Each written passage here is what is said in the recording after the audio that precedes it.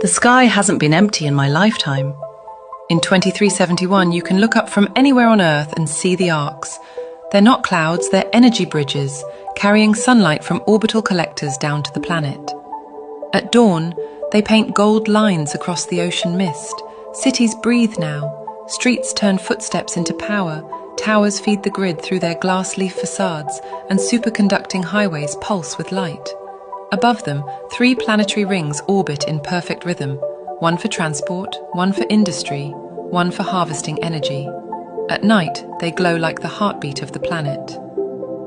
I commute in a space elevator capsule. Feels like any lift, until you look out and see half the ocean under your feet.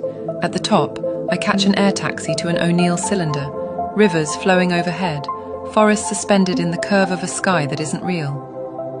Beyond the habitat floats the spiderweb, thousands of micro-mirrors in a lattice, gathering sunlight into a single beam. Nearby, a telescope so large its mirrors have their own daylight, stretched between the arms of an orbital ring. On the far horizon, a helix of satellites spirals from pole to pole, blinking as they pass through Earth's shadow. Some days, we watch a gravitational tug ease an asteroid off course. Drones planting sails across its surface, little bursts of thrust, changing a path by hundreds of kilometers. And always in view, the cargo bridge to the moon, a carbon nanotube ribbon stretching between worlds. Evening smells like fresh mango from the orbital farms.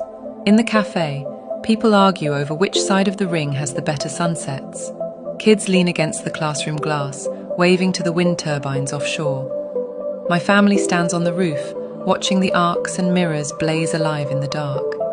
We call it Type 1. I just call it home.